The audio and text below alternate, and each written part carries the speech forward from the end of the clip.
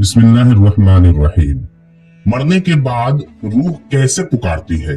मैयत को सबसे ज्यादा दर्द कब होता है? मरने के बाद का मंजर कैसा होता है? इस बारे में हुजूर सल्लल्लाहु अलैहि वसल्लम का फरमान जानने के लिए वीडियो को आखिर तक जरूर देखिएगा। हजरत जियाद से रिवायत है कि नबी करीम सल्लल्लाहु अलैहि वसल्लम ने फरमाया कि मैयत पर सबसे ज्यादा सख्त हालत उस वक्त होती है जबकि गुस्ल देने वाला उसको नहलाने के लिए आता है, उसकी उंगली से अंगूठी उतारता है, जिस्म से लिबास उतारता है, सर से अमामा जुदा करता है। उसकी रूह बेचैन होकर फरियाद करती है, जिसकी आवाज जिन्नो इंस के सिवा सब सुनते हैं, और कहती है, ए नहलाने वाले, तुझको खुदा की कसम, मेरे कपड़े बहुत नरमी से उतारो, क्योंकि मलकुल मौत के पंजे की तकलीफ से मुझे पूरी तौर पर अभी आराम नहीं मिला। फिर जब उसको तख्ते पर लिटाकर उस पर पानी डाला जाता है तो रूह चिल्लाती है, ए नहलाने वाले, खुदा के वास्ते मेरे जिस्म को कुव्वत से हाथ न लगा, क्योंकि वो जान कुनी की सख्ती से जख्मी और चूर चूर हो रहा है। फिर जब नहलाकर उसको कफनाते हैं और पाँव की तरफ से बांध देते हैं तो रूह कहती है, ए गुस्ल देने वाले,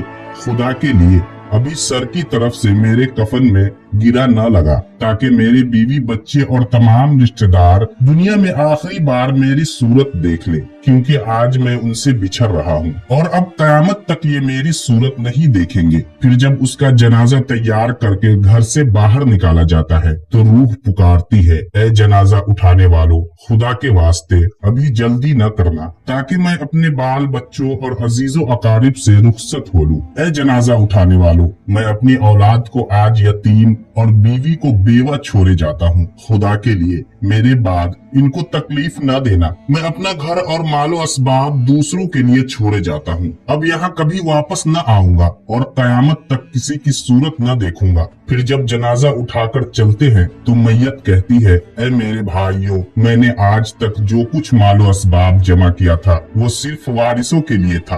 आज इनमें से कोई मेरे गुनाहों का जरा सा भी बोझ नहीं उठा सकता। हर चीज का हिसाब मुझसे लिया जाएगा और मेरे वारिस खाएंगे और उड़ाएंगे। फिर जब नमाज जनाजा के बाद दफन से पहले कुछ लोग अपने अपने घर जाने लगते हैं तो मैयत कहती है, ए मेरे भाइयों, खुदा के वास्ते अभी से ऐसा जुल्म न करो। मरने वाला तुमसे मानूस था और तुम दफन से पहले लौटे जाते हो। फिर जब उसे कब्र में उतारते हैं तो मैयत कहती है, ए मेरे वारिसों और तरका पाने वालों, मैंने जो कुछ माल जमा किया था वो सब तुम्हारे लिए छोड़ा। खुदा के लिए तुम मुझको दुआए खैर से बुला न देना। बुजुर्गों का कौल है कि आखिरत के मंजिलों में से कब्र पहली मंजिल है। अगर उस मंजिल में निजात पाई तो उसके बाद की मंजिलें बहुत आसान हैं, और अगर यहाँ अजाब में मुब्तला हुआ तो आगे चलकर इससे ज्यादा सख्ती होगी। हदीस शरीफ में है कि मुर्दा कब्र में ऐसा है जैसे कोई शख्स पानी में डूब रहा हो और मदद के लिए फरियाद करता हो। मुर्दा हर वक्त अपने माँ बाप, भाई बहन, औलाद और दोस्त वगैरह अपने पसमानदगान से दुआए खैर और फातिहा का मुंतजिर रहता है। जब उसको उसके पसमानदगान की तरफ से कोई तोहफा सवाब पहुँचता है तो वो उसके लिए तमाम दुनिया और जो कुछ दुनिया में है उसे महबूब व मरगूब होता है, और अल्लाह ताला उसके रिश्तेदारों की दुआए खैर के सवाब को कब्रिस्तान वालों पर पहाड़ों के बराबर दाखिल फरमाता है। मौत एक दरवाजा है जिसमें सब लोगों ने दाखिल होना है। हजरत उस्मान गनी रजी अल्लाह ताला अन्हु जब किसी कब्र पर जाते तो इतना रोते कि उनकी दाढ़ी आंसुओं से तर हो जाती। आपसे पूछा गया, आप जन्नतो जहन्नम का तस्करा करते हुए इतना नहीं रोते मगर कब्र देख कर रोते हैं। कहने लगे, रसूलुल्लाह सल्लल्लाहु अलैहि वसल्लम ने फरमाया कि कब्र आखिरत की पहली मंजिल है, लिहाजा अगर मरने वाला इससे निजात पाए तो बाद के मनाजिर इससे कहीं ज्यादा आसान हैं, और अगर इसकी तकलीफ से निजात न पाए तो बाद के मराहिल इससे बहुत ज्यादा सख्त है। और फरमाया कि रसूलुल्लाह सल्लल्लाहु अलैहि वसल्लम का इरशाद है, मैंने कभी कोई मंजर नहीं देखा मगर कब्र इससे ज्यादा सख्त है। क्या हमारे लिए इन कब्रों में इबरत नहीं है? देखिए, मालदार, फकीर, ताकतवर और कमजोर दुनिया में लौटने की ख्वाहिश रखते हैं, माल जमा करने और महल बनाने के लिए नहीं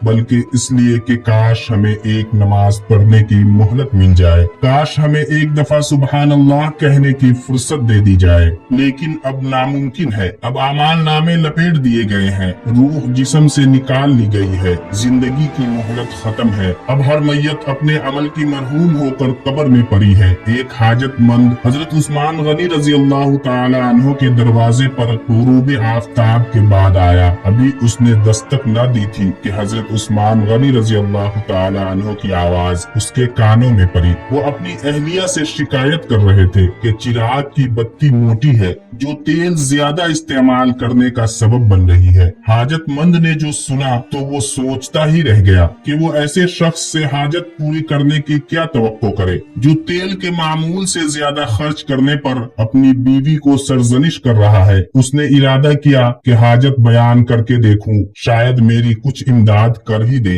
दस्तक सुनकर हजरत उस्मान गनी रजी अल्लाह अन्हु बाहर आए। हाजतमंद ने अपनी हाजत बयान की और लहजे में ज्यादा जोर देते हुए कहा कि जरूरत कुछ ज्यादा ही है। हजरत उस्मान गनी रजी अल्लाह अन्हु ने उस शख्स का हाथ थामा, बस्ती से बाहर ले गए जहां आपका सामान तिजारत बड़ी तादाद में रखा हुआ था। फरमाया, सब तेरी नजर है, क्या इससे तुम्हारी जरूरत पूरी हो जाएगी? वो शख्स हैरान हक्का बक्का देखता रह गया। चुनांचे उसने अर्ज किया, हजरत ये सब कुछ मेरी जरूरत से ज्यादा है। अमीरुल मोमिनीन ने फरमाया, मुझे खुशी है कि ये तुम्हारी जरूरत से कम नहीं। उस शख्स ने कहा, ऐ हजरत एक बात बताइए, चिराग की बत्ती कदरे मोटी हो जाने पर आप अपनी जौजा मुहतरमा को सरजनिश कर रहे थे। हालांकि चिराग इस कदर रोशनी रखने में शायद सिर्फ 1 दिरहम का तेल इस्तेमाल न होता तो वो आपको गवारा न हुआ, और यहाँ हजारों का सामान मुझे बिला तहम्मुल दे रहे हैं। तब आपने फरमाया, भाई चिराग में तेल का ज्यादा इसराफ है और ज्यादा इसराफ अल्लाह को पसंद नहीं, और मुझे अल्लाह के हुजूर अपने आमाल की फिक्र रहती है। यहाँ मुझे फिक्र आमाल लाहिक है, इसलिए मैंने सरजनिश की। सामान तुम्हें अल्लाह की खुशनुदी के लिए सदका दिया है, इस पर अजर की उम्मीद है और वहाँ पर हिसाब का खौफ है। अल्लाह ताला हम सबको दीन की समझ नसीब फरमाए और हमारा खात्मा ईमान पर फरमाए, आमीन। नाज़रीन, कमेंट बॉक्स में एक बार अल्लाह का नाम जरूर टाइप करें और वीडियो को लाइक और इस तरह की मजीद वीडियोस के लिए हमारे चैनल को सब्सक्राइब कर दें। अल्लाह आप सबका हामी और नासिर।